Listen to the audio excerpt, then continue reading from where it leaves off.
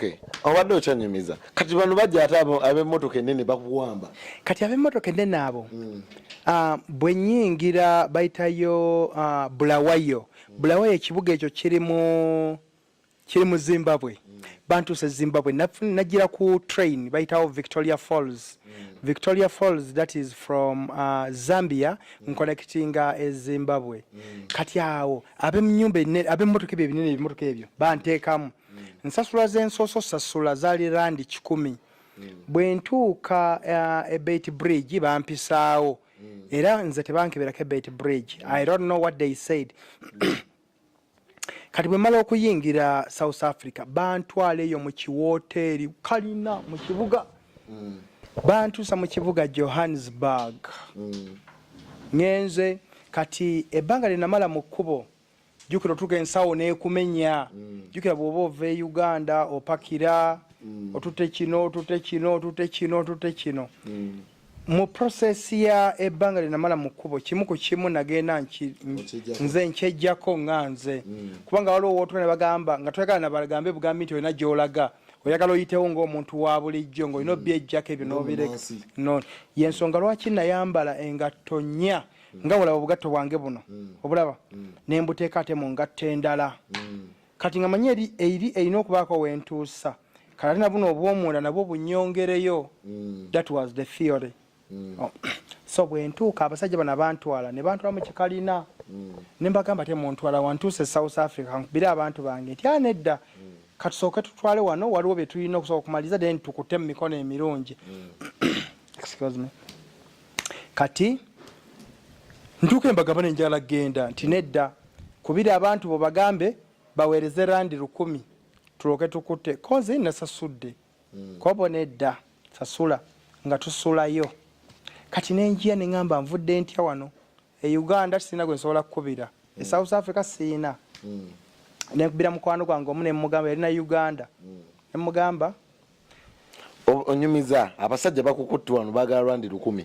Abasajja bangamba mbo tuwe randi 10 tuloke tukute nga bagala tuli ku kalina flat wagulu mu Johannesburg mu kibuga. Mbako gwe nkubira. Nemugamba ngenda kukubira essimu. Gweyogera ekintu kimu nti sente nzirina naye mumbuulire wenkola kiwemba sanga mu kibuga wakati Johannesburg. Oli nangamba naye ate nze atali mu Johannesburg. Ate konze gweyogera nga bwe gambe kubira essimu gamba sente nzirina mumbuulire mbasanga mu kibuga Johannesburg mu wakati. Ko yeoke kale kati nga ngamba bali mumanyi mfunye asobola okutuweereza sente. Mumpe ku simu yamwe tumukubire. Kubanga juka nali sina simu. Ndi awo. Ne baleeta simu ne bakuba ne bampa kuba dayoringa bye badayoringa nno. Ne bagikuba ne bagiteeka mu loud speaker. Nga mugamba owaye hello. Nti hello. Kakati anti ninamu obuzibuzibu waneno naye njagala onfunire pound randi 10 ozimpereze. Kwa hii randi 10 yatezaaki nti agotofaayo nja kunnyonnyola. Ndiye nake naye ate sina gwo mpozi nganzi kuwa mu cash. Ko ye okay ngamba okay kale tufune tulabe tusobola zisanga okusanga mu town yange bangamba oba yali McDonald's oba KFC nga twarenjinga budo olwacha ku machanga bansitula bali sure deal sente zikoza ki zinga kuba zali sawa nga 5 ze twabagamba oli zagenda okujja bakujjayo waggulu eyo mukalina nenga abantu bangi jukira wali abazimbabwe abanamibia jukira nga fena twagala kuyingira South Africa so siba na Uganda boka nga nvayo bankutte bajjanga 2 3 bantwala ku street kati nze nga kyemfa kunzija mukalina bagule gate padlock ezo bantwale ku street naye ng'oli taliyo jukira nze na settings abu settings nga banzijayo nga bawulika bagamba mukubireko simukonse nedda tugende kasita tugambe twala kigwe tumusanga mumanyiwo nti ye nga tugenda bankutte onali jukira tebasobola kusiba mpingo tebazina naye ng'onaakubeerako wano kati nga tutambula naye nga nange entambula ku street nga ngeza simanyi kiddako nali simanyi kiddako naye nga nina okuba ku alert laba tuba twakatambulako ndowooza ebigere ndooza nga 10 tuvudde waggulu tuyingidde street tugenda okukima ssente because bo tebasobola kgenda bokka tebamumanyi balina okutwala nze naye nga bantaddemu koodi nti sina we nsobola kuddukira laba mba ndi awo emmotoka ya poliisi eva emabega eyitawo misinde natandikirawo poliisi jjukira nabo bakola illegal business naye nga ate nze ayita poliisi nange nze nnyini nkutidde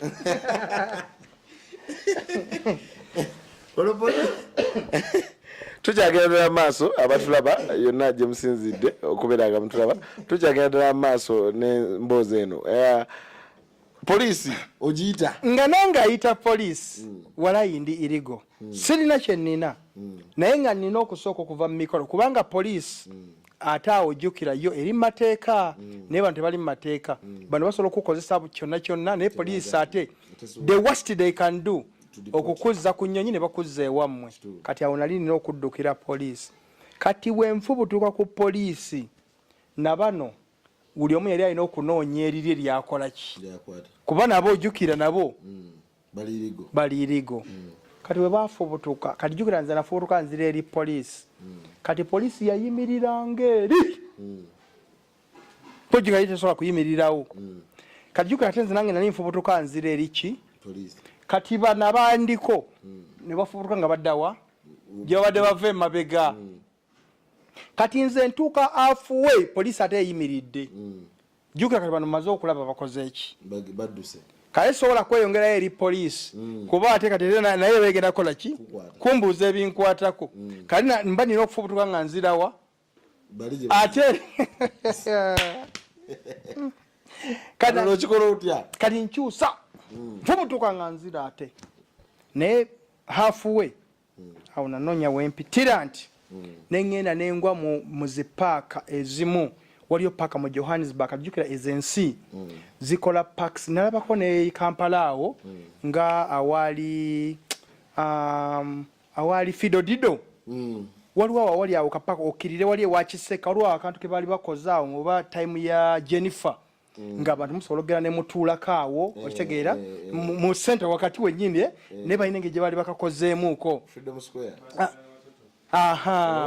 webale nnyo ngaako nga olaba freedom kati mwezi ensi ezo bakola nnyo gundi ezo buli tawuni bakolamu paaka nti bw'oba abantu bava mu byalo basobola okutuulako awo ne bawummula otegeera n'abikkula ensawo ye n'ajjamu akacupa k'amazzi ke yatambudde nako oba omuwogo gwe gwe yazze nga bamusibidde omanyi twavanga mu byalo eyo bajjajjaffe bamaama oba ogenda otandika akusibira omuwogo bagwokya owulira ne bagusiba embulamu obwo obumanyiko kati bw'otuuka mu kibuga osobola okugjayo omuwogo gwogwo mu nsawo n'amazzi go n'otulamu obwo busquare kwegamba wootagenda kuspendingira owulira unlike mbeera emabega awo nga onoonya ne wootuula nga tolabawo nga okutuula olina ogenda mu woteeri togenda tuula mu ntebe z'abali olina okukola kyokusasula naye kati obusquare obwo ensi buteekawo they invest mweyo embeera nti omuntu asobola okuvaawo nawona ne woba tolina ssente ne weeyagalira mu nsi yo so kati nengwa mu akapaaka bwe katyo bwe nkagwamu nensanga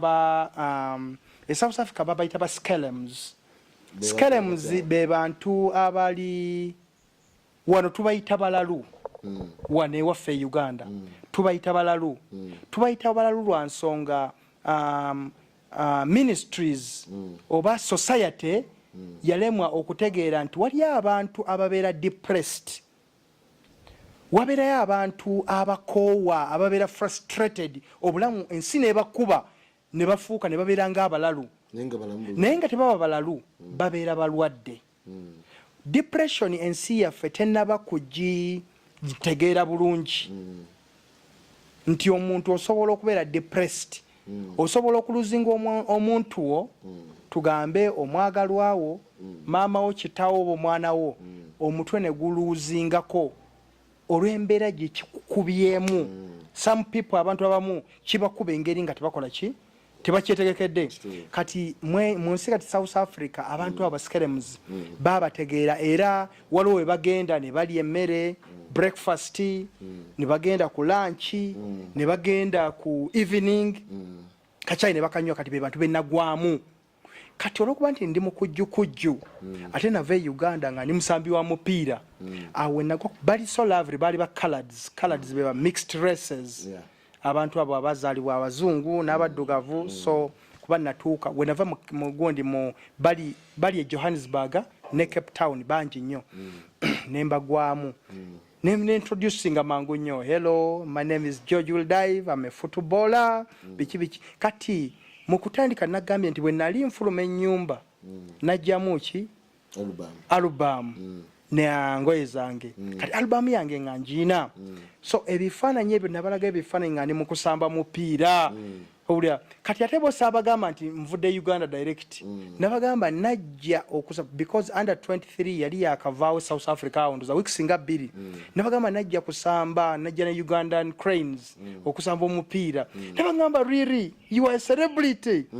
kati nzijayo album mbalaga banda banga ndi muzi action okitegeera emijozo jambadde ayaya ne bagamba kiki tuline celebrity ne baloka bakungana bali abantu beyo celebrity abera celebrity we bagamba nti banaye oyo Happy King abantu bonna bajja ne baku okitegeera ne bakulaga love okitegeera they appreciate what you do for the society okitegeera kubanga bakimanyi you inspire so many people kati awo no bankutte bangambe jangu otule wano olagawa koze nina brother wange Cape Town naye ate sisobola kumutuukako lwa nsonga nina ebintu bye naluzinze owulire ntuwaluzinze eki naluzinze waleti yange naluzinze eki kati awo nanteekawo embeera njala kutuuka because okuva Johannesburg paka ate Cape Town lugendo luwanvu nnyo era balinyawo na nnyonyi owulire wawanvu nnyo nti weba train oba basi osobola okutwala ddala hours ndowooza nga 8-9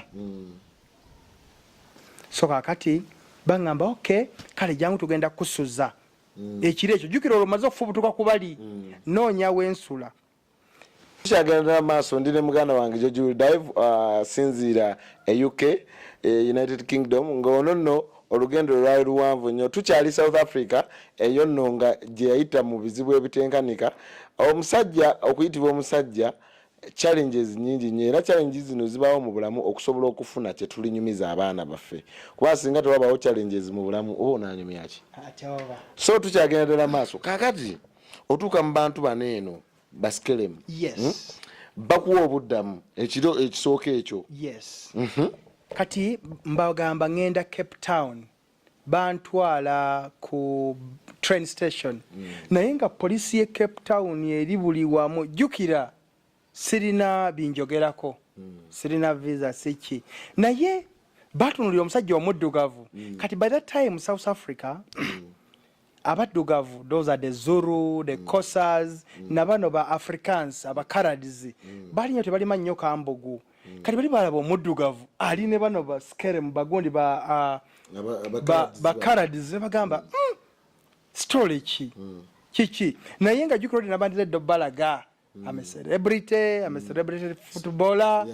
you know so bo batambula ate balaga bali free na batambula nange bali free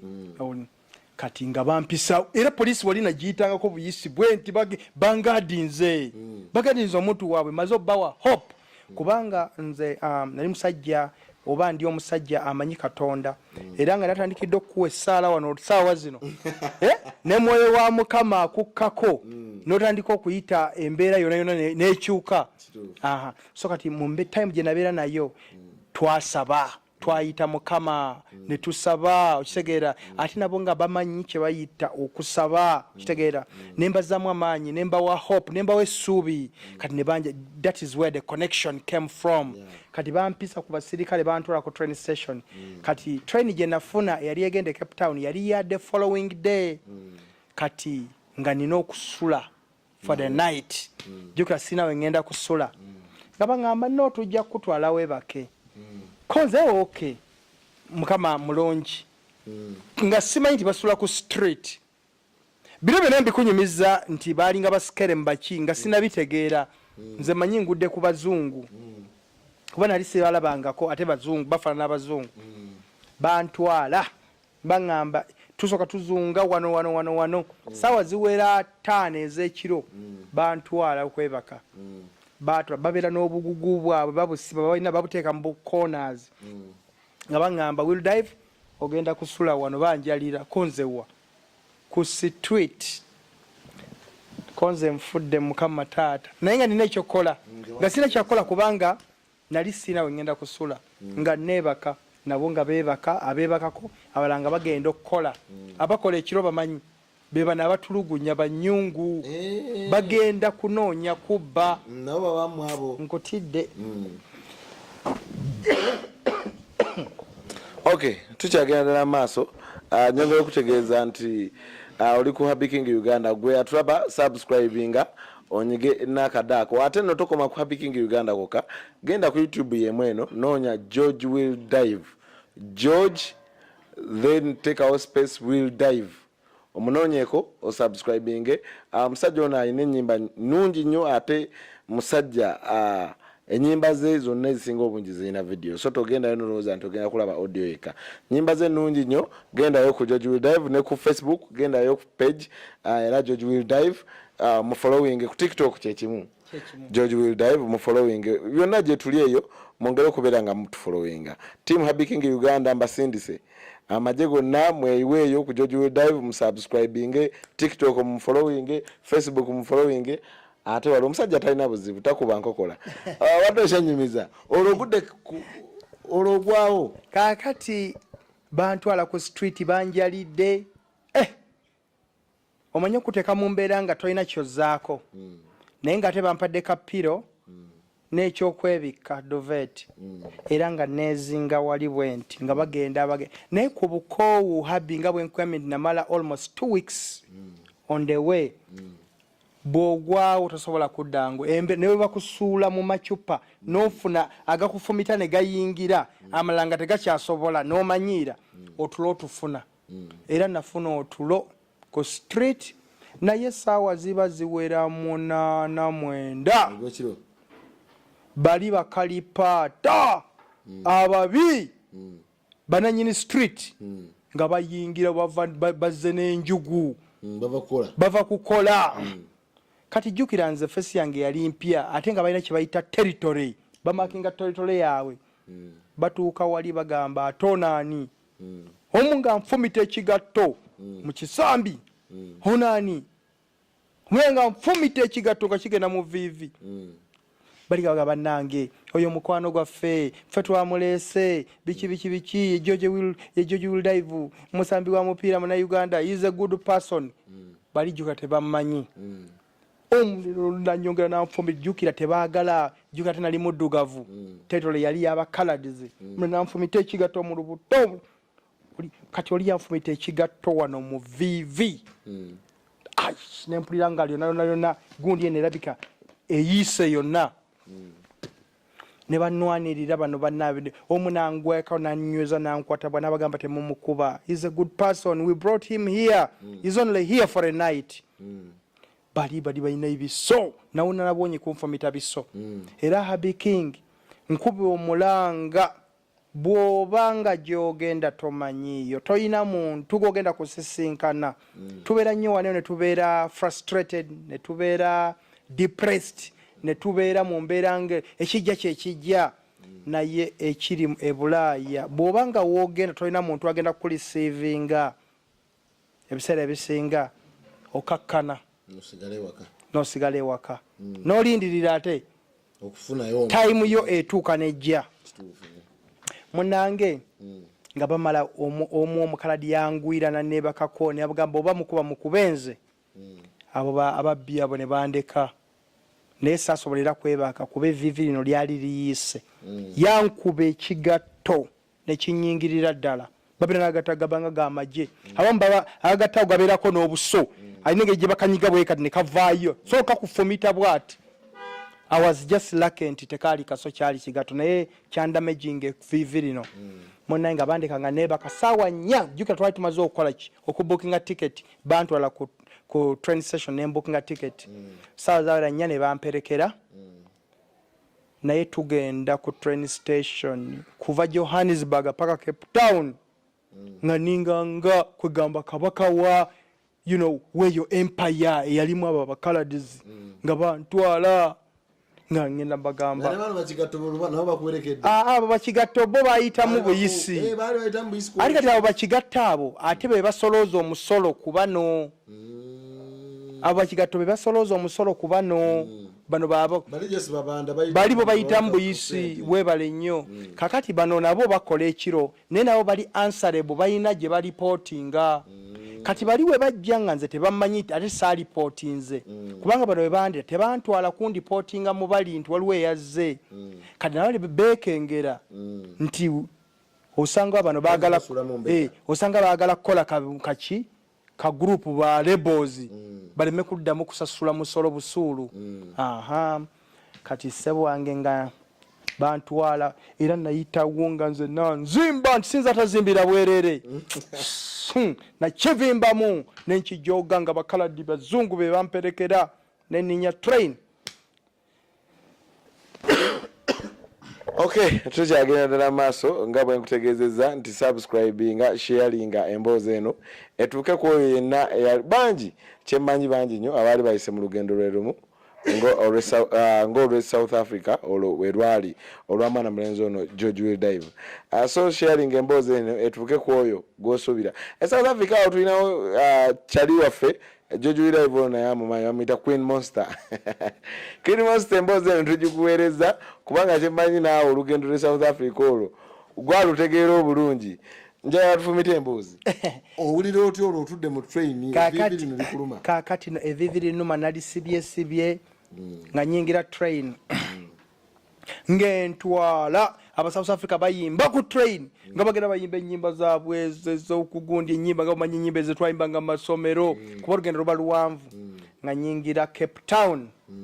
Nyingira Cape Town nga nkubira omukulu nagiyingira ndowooza na kawungeezi kuba gikano nasimbula ku makya era natuukayo kawungeezi nga mukubira omukulu nga mugamba ntuuse Cape Town. Mukulu nga ngamba nga siriiwo naye funawo ka train okalinnye kakuleete Easterville kati nga bw'onatuuka mu Kampala oli nagamba ntuuse mu Kampala Kampala siriiwo naye funawo baasi ogigambe ekuleeta ekiboga oba emubende naye nga nze mbaliridde manyaawo wentuuse wekyonna weewo naye omukisa gwe nalina nti nali nze muntu we mba ntambula mbeerako n'obucyorocoro bwenteeka mu bitundu ebyenjawulo ku mubiri gwange olwo bwenteeka nfumita mu ngatto ne nteekawo kaccolo ne mbako wano mu kiwato ne nteekawo kaccolo kwegamba buli wamu naye nkyalinawo kaccolo ne nninya train ne nsasula nenga nengula train ticket ne njigula ne nninya train ne ntwala paka Easterville. Ntuuka Easterville mbakubira naye ndowooza nga nabo tebakisuubira kuba baŋŋamba tebakisuubira nali nsobola okutuuka awo ku ttaka nga sifunye visa nempita ku ttaka nenkola ki neŋŋenda ntuuka Easterville waliwo omusajja bamuyita Kawaawo n'omusajja mulala bamuyita Ramadan Musa be bajja ne bankima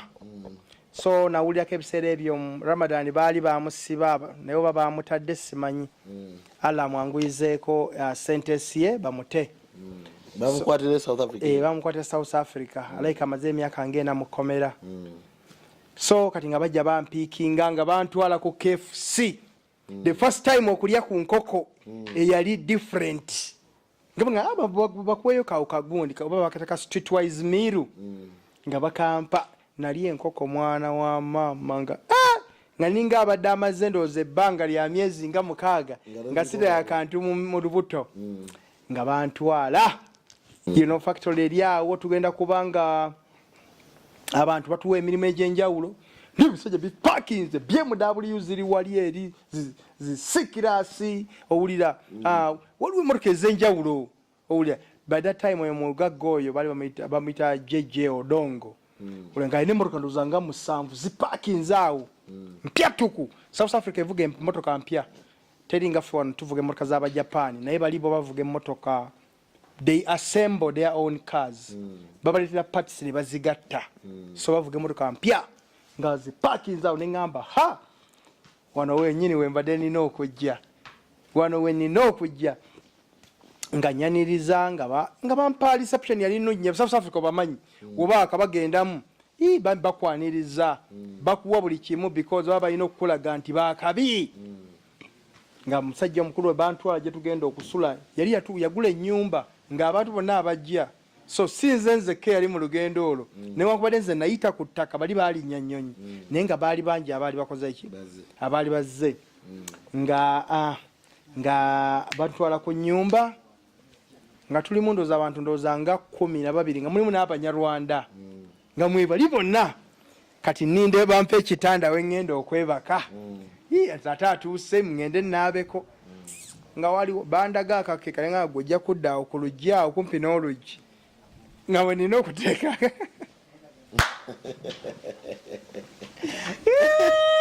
naye nga navudde e Kampala sambi wa mupiira va ku university ayinawo obuntu bucyorocoro obumutambuza bandaga akakeeka Okay, tutekebwamu sente aba Cash in Business Consult bano nno basangibwa wakaligaawo banoonyeko ojja kubeera nga nno obafuna gweno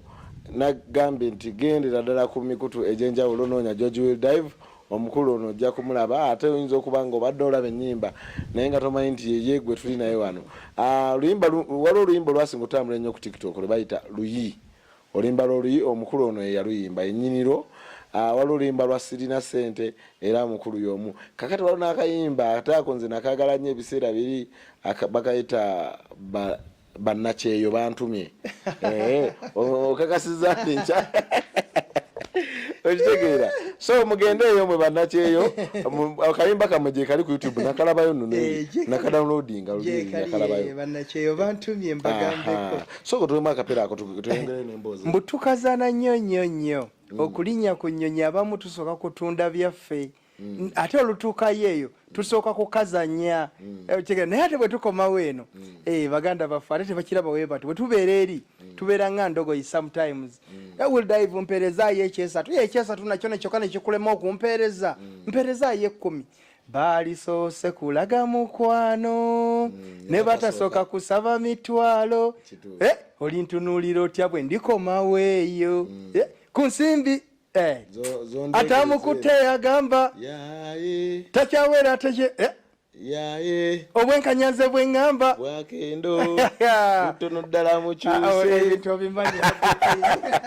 kakati sekunyumize bakuwa akakeeke South Africa wali bampa akakeeka weŋŋenda okwebaka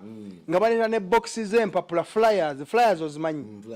zino eziranga business nga baŋŋamba munnaayi wano wozze tozze kuliisa bijanjaalo mpiso omulimu guugwo olina okugaba box ezo kubanga wano woosula tusasulawo tukola ki naye nga nali nsuzeewo lwelwayo olunaku olusooka naye nga bakikubuulirirawo first time so that you can choose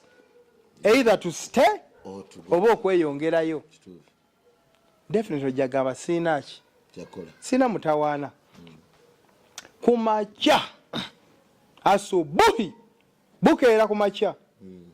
nga nkeera mpitamu nga bantwala ngaba ku robots zibanga lights zino traffic lights kati emotoka bwe zisiba muyina okukwata box empapula ne mugenda ne mutandika omugaba era olunaku lwakera ne bantwala okundaga nengaba nagaba akapapula ako okumala wiiki nga 2 nga nkagaba jjukira nze nayina ebirooto byange kati wiiki 2 olwaggwako nga byakapapa neŋŋamba naye Will Dive maze ennaku weeks 2 wano naye nze ŋŋenda kukola ntya sente ezange jjukira sirina sente jjukira bansuza bandiisa jjukira nina kulinda okusasula zino ate tebansuza emmere nzagigula emirimu nkyagi nagiyize kati weeks 2 wezinzigweramu neŋŋamba kati nganze omugezi n'okubaako kyenjiiya nenumba omugagga ne mugagga tukubyeyo box endala ntipuli enjala kugaba mpapula zino tusobole okufuna emirimu naŋŋamba kweri nga tedi yali akimugambye ne bagenda ne bakubya box kati nze neŋŋenda nengula ki whitewash omanyi nengula whitewash nengula ne marker ne pen mugaga naterawo box kati ezo box mwalingamu empapula nga ziranga business gye twakolanga kati olwokuba nti nange nali nvudde eno nga already ndi musajja amanyi okunoonya ssente naye nga sinalagwa kkubo kati nga wuli awali enamba y'essimu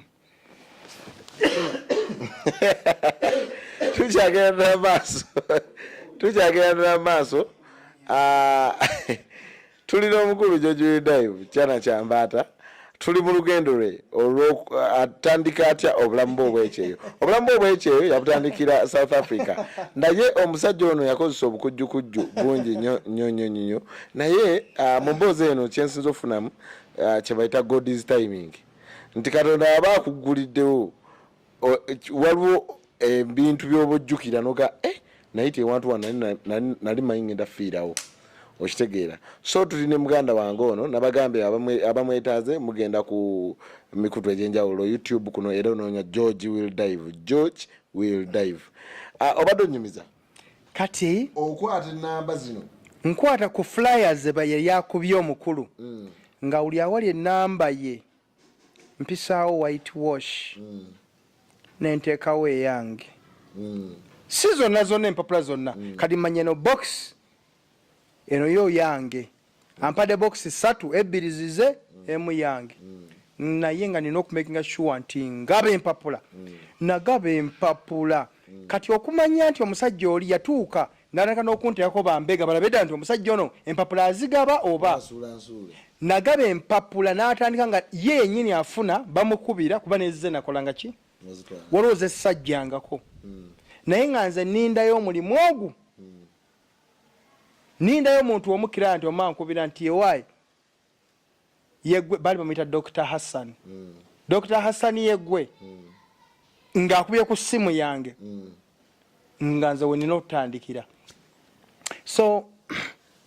nengaba empapula mbandi awo netandika okufuna obusimu era nga bakuba nga baga Dr. Hassan kubanga jjukira guli omutwe ebyasigalanko bina nga sikyusa just namba ya simu nti nange nfuneyo kubankubira nga nze because that time already olwokuba nti nali njagala nnyo okukola ngate manyi ekyantwala nali noonya ssente nga netegereza nnyo ndabe buli kye bakola nga nkikola ki ndabe nga nkimanya mba ndi awo mukazi weeyo Springbok ng'akuba essimu nti alo Dr. Hassan konze speaking agambera speaking okyogera n'okiruma n'amanyo speaking nti njogera yenza ayogera tyanti kakati ndabye flyer yo nina ebintu bye njagala okukubuuliramu onkansolingemu konze nsobola kusangawa ko ya nsobola okujja ku office konze asiri ku office naye gwe mbulira wooli eno week I'm doing mobile consultation nsobola okusanga wonna wokola ki nga ngamba okay ngambulira ngamba nti nsanga kale Belleville nakyo kibuga mu South Africa mu Eastern Cape nga ngenda Belleville ninya training nga ngenda omukazi nga mukolako ebituuko nga mbulira ebizibu bye nga mbulira byayagala nga muwa kyeyali ayagala obujjanjabi because South Africans engeri gye baali nti baali nnyo under colonial rule under what colonial rule okitegeera ekyo abazungu babalwamu ondaganga nti okitegedde habi kakati olwokuba nti abazungu babalwamu nnyo bali bagoberera nnyo instructions buli kyomugamba akitwala nga bw'okimugambye singa mwe bannayuganda oyinza okugamba nti waliisaawo wojja otuuka mangu natambulako ebigenda naga hanene dda kampite wano munaganda oyinza omugamba nti naye omanyi Bobi Wine yafuga nagamba nedda Museveni yafuga okitegeera akitegedde akubire mukama engalo ez'amaanyi so mukutwaliza awamu nti wane Uganda tubuusabuusa we always give a second thought of what is said ekyogeddwa tetumala gakkiriza naye bali bakkiriza nti kyova olaba nti bakulaakulanye nnyo naye ate baluuzinze nnyo era okutwaliza wamu. Ugandans in South Africa, some of them, not all of them, some of them they are successful because bali exposed too much ku real life, obulamu obwa street obokuba nti no, to be something oba to be someone you have to be something first. Okitegedde? So kakati nfuna omulimu ogwo naye nga nkyasulawa eri gyenva ku makya n'enkola ki ku mukeeka gwange nga nzija Happy King nga nsika n'omukazi sisobola muleeta ku office because sinatuuka tebanaba kumpromotinga. Namusanga wuwe nga nkola ku mukazi nga nfuna sente zaalinga nga ndowooza bwalinga obukadde 5 obwa wano. It was little money, but to me and for the first start it was a lot. Nga nfuna sente nzirayo kakeeka wali awo ensula. Jukira bali bonna baroyo abamu baganda booli omugagga yatuleeta baani bali bakuma bintu bya muganda wa bamanyi bagagga naye nga nze nali manyi ndi mwavu njala kuba mugagga nga nze njala kuba nga ate oli mukulu waabwe. Yensonga lwaki nateekangamu nnyo. Okay, tuli ku Happy King Uganda. Emboozi yo ekya bakuyita kuwoma makerenda oba ekyagwa amakerenda. Oluganda lwelwo tugereraawo ansingako oba osobola okukola ki okutegeera oluganda ddo si lwangu. Watuuka ate no oyina ekifaananyi kyompadde nja teekangawo omulamwa guno kubanga abantu bangi balina embeera ze bayiseemu okufuna sente. Bantu babeegomba bujojo Dave omuntu ajja kujja ne alabe nga walungi weewate alabe motoka ovuga nsajja yalowooze musajja yakuba bukubi kisente ekyo kitegeera. Kumbe gwe olinamu n'embeera buli muntu abeerako ne story behind.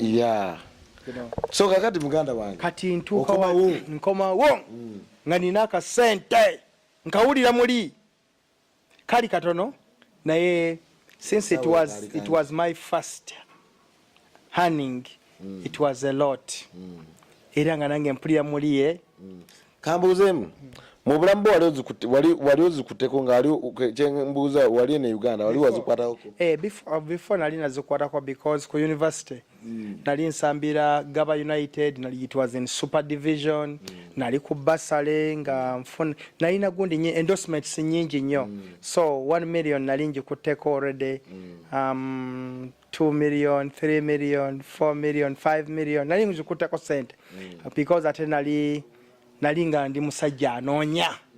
Manye muntu anoonya togenda mubuuza nti wakolanga ki. Ye muntu agenda awali sente. So long as nti wabanga takosezza mulala. So that was the kind of man I was. Ntuka kugamba bintu biba bikyukamu bintu bijinja bikyukamu habi omuntu woba ofunye ku sente nentunula ne bwosanga kyaliwo nga wagenze tozirina n'okumawo ng'ozirina engeri gy'omukwata mu ngalo engeri gy'omubuuza oba alina kye yaliddeko okitegeera kubanga sente zino muzimu.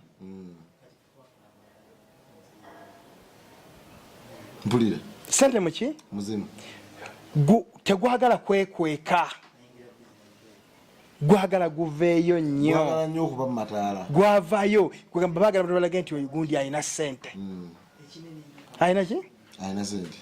Otuuka mu basajja bali? Ntuuka mu basajja nsooka mbasammalira ku sente. Beebuuza ono sente azijjeewa. Kati jjukira olw'okubanga twali wamu ate nga nze nasembayo okujja wabeerawo ka competition. Ontegeera? Ono sente yazijjeewa yazifunyeewa bagenda bagamba omugagga wano nalaka yatandise okubba emirimu gyo. Sente yazijjeewa ni yazimuwadde. omugagga atuuka mpita nga bangambye mbu olina akalimu ke wakoze ne bakuwa ku ssente ne mugamba mugagga kyogamba wali ompiseeko n'ondaga nti kati nkutongozza kati ogenda tandika okukola business bagikola we bati kati nga tana kyasobola kuŋŋamba because teyali tannampitako kuŋŋamba nti emirimu bagikola we bati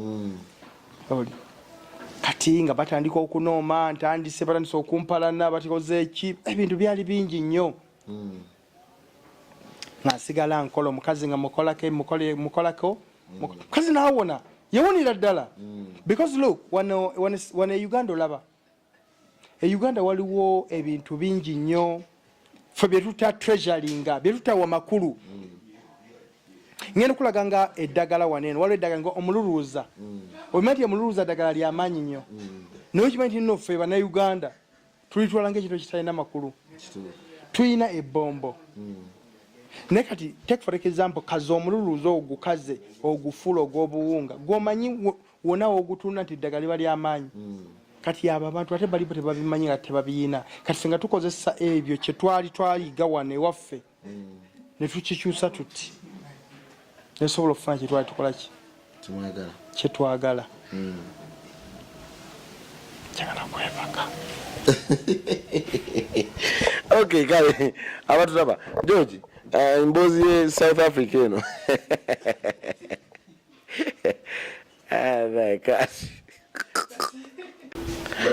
okay kale emboozi ye South Africa yo ebadde mpanvu nnyo muganda wange njagala tuwunzike South Africa ojotyo okuvaayo South Africa okomawo wano basala busazi nodde Bungereza South Africa yampomera nnyo South Africa nagimalamu emyaka 2 nga ntudde mu kitundu bakiyita Eastville kiri mu Eastern Cape nafunayo Eastville erijo ojanjaba kiranti erijo giwaddira dda batya kwegamba kyembuuza ojotyo okuva mu basajja bano kati abasajja abo mbava ofunyemu kasente batandise okunooma nafunamu akasente awo nengera netubako wetupangisa netuva mu nyumba ey'omugaga gye yattaddemu netubako wetupangisa mpangisayo akazigo neneneka nange netongodde nengulayo akamotoka awo nengulayo akamotoka bali bakayita Sentra kabajapani nenkagula nempangisa mba ndi awo newabawo omuwala eri mukwano wange Uganda nankubira essimu naŋŋamba why will dive nzija South Africa naye onompiikinga ayisima agikuba nno siinaawe bakyansuza wali namugamba jangu nemupiikinga nemuleeta kiwolo kyali kinyarwanda nga kifaanana bulungi naye nga kimanyi ono ekimuleese genda kubeera tiketi yange kuba bano abagagga bano abasuuza bano banamulabako bajja kwagala okubanga bakola ki we bamufunza ate bamufunza kitegeeza nze nange banyongeza amayinja abadde asula kakeeka wali bajja kunfulira akatanda kati era kyenakola nga muyitanga ajja olwajjaga omuyisa ogenda musuza agwera nga nabakyakusuza wani atukalinga abagagga balaba ku mwana nti asha onamesa agenda mutuwa nga buli omu batandika mutuwe ono nabagamba nedda nabalimba nobalima nabagamba nedda oyo mukazi wange naye nga nalimbalimba kyokka nemuwa omuntu eyali tasulaawe waliwo obi wange bamuyita Alex gwe namuwa namutwala kati Alex oyo atutereereza obulamu kanaye nze ogine ono nemugamba omuwala nti nze kyenkwagaza kiri kimu mugambe naffe akukolere office naye tokolera office okola nange nze condition gyenateekawo naye nga ate yali underground omuwala ng'akikola nga nange omuwala muhandinga over era Alex yabeera n'omuwala oyo bambi n'amufaako yamukuuma n'akola office n'agituwa kati weyakola office n'agituwa kati kitegeeza nze nalizi wali sikyalina nnyo kyenkola kyeneeguyaawo nti newe baŋŋamba fuluma mba nsobola okufuluma neŋŋenda kati weyakola office awo kwe kupangisa nange nenvaawo nempangisa n'akazi okubanga woto kyakolera mu office y'abano ate waki osula mu nnyumba yaabwe nempangisa nenzija nentandika okukolera baali bayitayo Atheron. Okay, kale tukyagala maaso tukomye Athlone ng'omukulu amaze okwetongola butereevu nnyo njagala tubuuzike George Dive. Yes. Kakati olwamaliriza nga mugagga mukulu atuwa office ng'eri nvaayo nga ngenda ntandika okukolera mu office yoyo omuwala gye yali amutaddemu wajjuka nali olodeza ebintu mbitegedde emirimu maze ogitegeera nga natandika kukola nga bwenveeri East River nali nsula jjuka gambye nali nguzeyo akamotoka nga nkavuga nenzija Athlone ne tukola nenzirayo era twakolera ddala ne tukola nenkwata sente nakwatidde ku sente ensajja ddala no zennyini nakola sente nga kati nzira stime ya kudda Kyaddondo Kampala olowooza towa sente mmeka okuttemu ku sente olina sente nga mmeka muzaawana? Ndowooza bwali obukadde ndowooza nga 10 kadde nga 10 ndowooza n'obugwagwamu obutonotono bwe nali nkozeewo okoyo nenjukira olina okugabana n'abantu bemukola nabo ola because omulimu gw'amaanyi obeerawo abasekula eddagala gatu abakongozi eddagala fubera eddagala lyennyini herbal medicine mululuuza bombo olira bintu bingi nnyo ngera tuberedderaako ki omulamu gwennyini nimiza olugendo olw'okukomawo e Kampala abasajja tubaleke abasuudi tubaleke olwo planning obyokudda mumaze okugabana akasente kola akasente tugabanako etugabanyeeko nga mukomawo nga nkwata nkulayo ekyuma awo kyenguzeeyo nga ntikka buntu bwange nga bagamba nze kati ngenzeka wajja n'emmotokayo najja nvugga wayita wansi nayita wansi navuga kuva Cape Town Johannesburg nenyingira Zimbabwe Bulawayo nenkuba Zambia nenyingira Tanzania sagenda Dar es Salaam nayita Mutukula nenyingiza paka Uganda kutaka nekunje lyange nga liri wansi eyo emmotoka bagibikuleyo wansi eyo si munda mu mmotoka ne wansi eyo gye bajja ne bati nenfuna akabokisi kange ne bakasiba kabeereyo wansi w'emmotoka teke kunjira nga nenyingira Kampala nesente zange nati nensiba ne mbagamba naye ate olugendo lweyo nawo luwedde kakati my next destination zengato zize nagamba kati engato ezaali kungulu ebbiri ezisooka nenzeyambula bwenti nenzireke South Africa nengate kati zino zigenda ate Europe ezaddako kale tusibuli wano tugendako mawo mu mboozi y'okugenda Europe bwetandika nze Happy King Uganda muzukulu wange mbadde ne George Dive mu nsonga ye South Africa lwe lugendo olwasookera ddala kyekyeyo kyekyasookera ddala mu bulamu bwe tugenda omusajja ono nebyo byabikubye naye tukomawo mu mboozi ey'okubiri tovaako.